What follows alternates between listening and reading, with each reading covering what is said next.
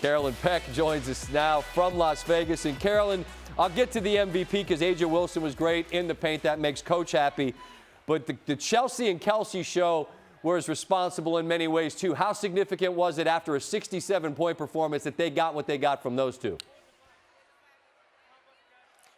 Scott, it was huge. You know, Chelsea Gray was continuing to play the way Chelsea Gray has. Yep. But to add to that, her assists. You know, in game one, as a team, they had 8 assists. Chelsea Gray had 8 assists by herself to go along with that superstar play that she's got going on. She's shooting a ridiculous field goal percentage from the floor. And, Scott, when the shot clock was running down, Chelsea Gray was clutch over and over and over again for the Aces. But as she drew the attention of the Connecticut Sun, well, you know who else showed up? That was Kelsey Plum. Now, Kelsey Plum has struggled from the floor. She was 1 for 9 in game one, but when it came to game two, then she found a way to get downhill. Now, I don't understand how Connecticut didn't read the scouting report and know that Kelsey Plum is left-handed, because over and over again, she was able to go left. Right. Not that she doesn't have a right hand, but you know, you can't let her go left, and she got going, got 20 points from Kelsey Plum, and so that's the danger of the Las Vegas Aces. When you try to stop 1 or 2 players, they got other players who can step up. Carolyn, it's been great to see the numbers of people watching these games, and more people are enjoying this. And for those that aren't familiar with what A'ja Wilson can do, the MVP, all business, and it's just ruthlessness in the paint. How best do you describe what she gave tonight?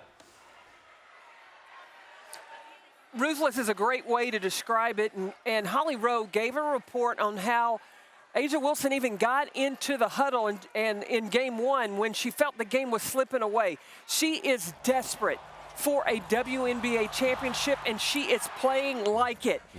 And I believe, Scott, that over the last 5 games, A'ja Wilson has only sat down until through that third quarter till the fourth for a total of about 7 minutes.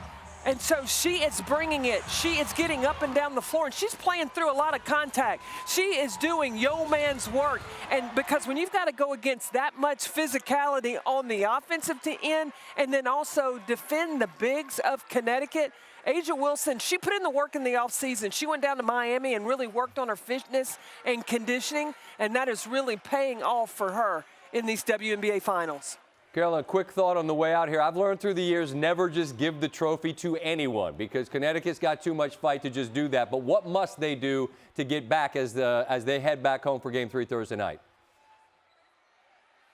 Look, I saw the Connecticut Sun set a points in the paint record of 66 points in the paint.